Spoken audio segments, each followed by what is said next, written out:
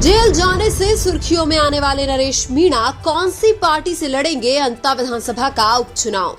नरेश मीणा को BJP join करवाकर अंता विधानसभा से चुनावी मैदान में उतार सकती है भारतीय जनता पार्टी।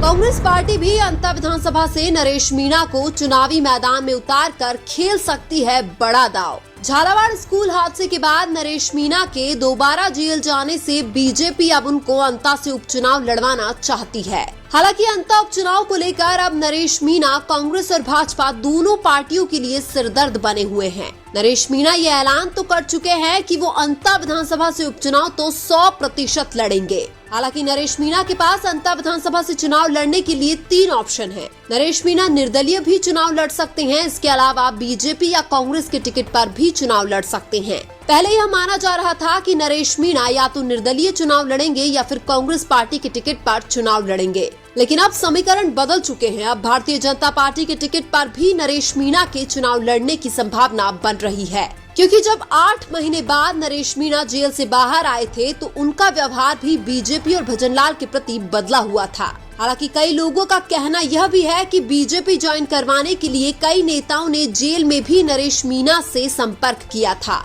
नरेश मीणा के बीजेपी ज्वाइन करने की खबर से सबसे ज्यादा टेंशन प्रमोद जैन भाया की बढ़ी है, क्योंकि अंता विधानसभा के उपचुनाव में कांग्रेस के पास भले ही प्रमोद जैन भाया और नरेश मीणा 2 ऑप्शन मौजूद हैं, लेकिन बीजेपी ज्वाइन करने के डर से कांग्रेस पार्टी नरेश मीणा को अंता विधानसभा के उपचुनाव में टिकट दे सकती है। लेकिन सवाल यह है कि अगर कांग्रेस पार्टी अंता में नरेश मीणा को टिकट देती है तो फिर प्रमोद जैन भाया का क्या होगा।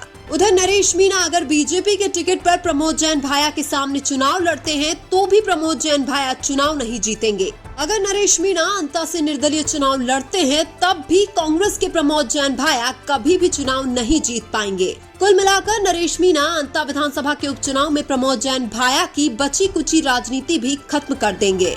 नरेश मीणा 2023 के विधानसभा चुनाव से ही प्रमोद जैन भाया की राजनीति को खत्म करने के लिए उनके पीछे पड़े हुए हैं। नरेश मीणा का कहना है कि हाड़ौती क्षेत्र में धन बल और परिवारवाद की राजनीति नहीं चलने देंगे। उधर प्रमोद जैन भाया पर करोड़ों रुपए के भ्रष्टाचार का आरोप है, इसलिए भी नरेश मीणा उन पर भारी है। अंता उपचुनाव में कांग्रेस पार्टी भी धर्म संकट में फंसी हुई है और वो धर्म संकट नरेश मीणा की वजह से पैदा हुआ है, क्योंकि कांग्रेस पार्टी अंता उपचुनाव में नरेश मीणा और प्रमोद जैन भाया दोनों में से किसी एक को ही साध सकती है।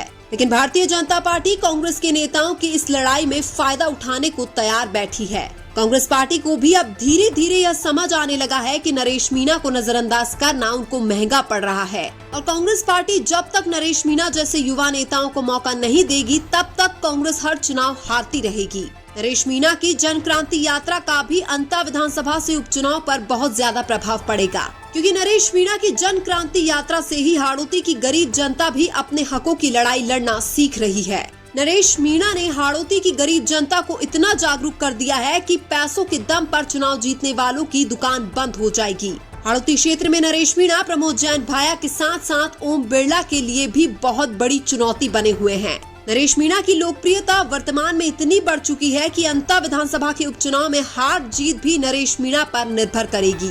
अगर नरेश मीणा की बात कांग्रेस और भाजपा दोनों पार्टियों के साथ नहीं बनी तो वो निर्दलीय या थर्ड फ्रंट के रूप में चुनाव लड़ेंगे। हालांकि नरेश मीणा के लिए अंता विधानसभा के उपचुनाव में निर्दलीय चुनाव जीतना इतना आसान नहीं होगा। अंता से अगर नरेश मीणा निर्दलीय चुनाव लड़ते हैं तो उनको बाकी लोगों पर भी निर्भर रहना पड़ेगा, और अंता से नरेश मीणा का चुनाव लड़ना इसलिए भी जरूरी है क्योंकि वर्तमान में उनकी लोकप्रियता चरम पर है, और इसलिए नरेश मीणा को वर्तमान में लोगों से जो प्यार मिल रहा है उनको वोटों में कन्वर्ट करके वो विधायक बन सकते हैं। क्योंकि ऐसा जरूरी भी नहीं है कि आने वाले 2028 के विधानसभा चुनाव तक नरेश मीणा की लोकप्रियता ऐसी ही बनी रहे। समय समय पर आम जनता का रवैया नेताओं के प्रति बदलता रहता है, इसलिए नरेश को हर हाल में अंता से चुनाव लड़ना चाहिए। यानी कि नरेश मीणा के लिए अभी चुनाव जीतना काफी आसान है, लेकिन 2028 में ये थोड़ा मुश्किल भी हो सकता है। और यही सब कुछ देखकर नरेश मीणा ने भी ऐलान किया था कि वो अंता से हर हाल में उपचुनाव लड़ेंगे। हालांकि नरेश मीणा के लिए अंता से कांग्रेस की टिकट पर उपचुनाव जीतना सबसे ज्यादा आसान होगा। उधर कांग्रेस उनको टिकट नहीं देती है तो बीजेपी के टिकट पर भी नरेश मीणा आसानी से चुनाव जीत जाएंगे। इसीलिए नरेश मीणा का पहला प्रयास यह होना चाहिए कि वो किसी पार्टी के टिकट पर ही चुनाव लड़े। हालांकि नरेश मीणा अंता से निर्दलीय भी चुनाव जीतने की ताकत रखते हैं, लेकिन वहां पर चुनौतियां बहुत ज्यादा होंगी। लेकिन आपको क्या लगता है, नरेश मीणा को अंता उपचुनाव में कौन सी पार्टी के टिकट पर चुनाव लड़ना चाहिए? कमेंट करके जरूर बताइए। वीडियो अच्छा लगा तो लाइक कीजिए और हमारे चैनल मीणा की आवाज को सब्सक्राइब कीजिए। धन्यवाद।